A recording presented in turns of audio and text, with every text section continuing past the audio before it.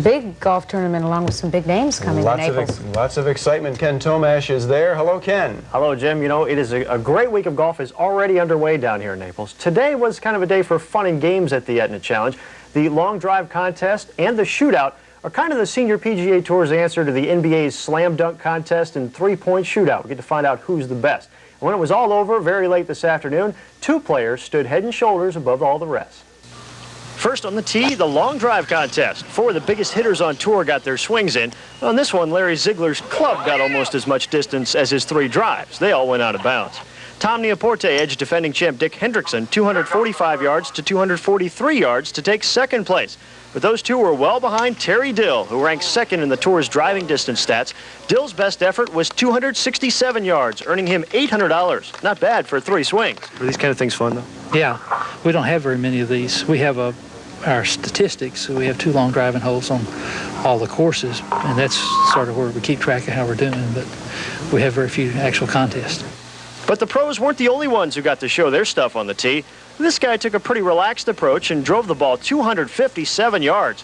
Still, that was nearly 34 yards short of the eventual winner, Larry Kerner of Elgin, Illinois.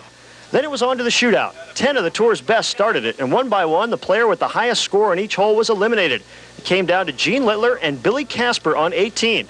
Both players bogeyed the hole, so a one-shot sudden death chip-off would decide who would win and take home the $3,000 first prize.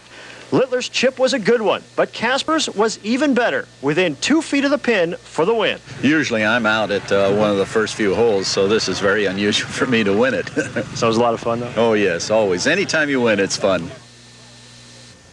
That it is. Now, the Pro-Ams are set for tomorrow and Thursday at the Club of Pelican Bay here in Naples, and the first round of the competition will tee off Friday morning. We want to remind you, don't forget about our Aetna Challenge highlight shows. We'll be wrapping up the tournament all weekend long for you. We'll be on the air half an hour at 11:30 Friday night, then 15-minute show at 11:30 on Saturday night, and we'll wrap up the whole third Aetna Challenge for you Sunday night at 11:45. So you certainly won't want to fail to enjoy not missing those shows. That'll be fun.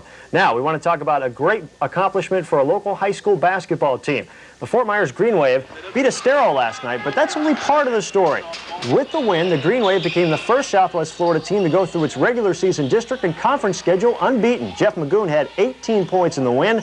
Fort Myers improved to 22-3 on the year. They'll be the top seed for next week's district tournament, which will be, conveniently, at the Green Wave Gym.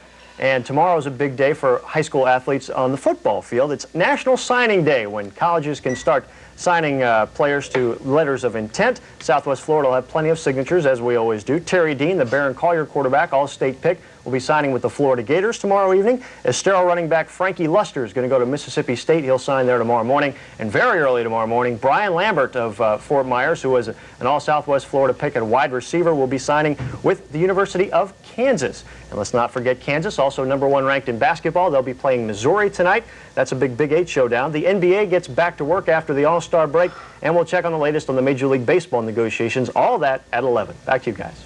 Thanks a lot, Ken. Thanks, Ken. Well, coming up next, we'll check out what's going on with the Edison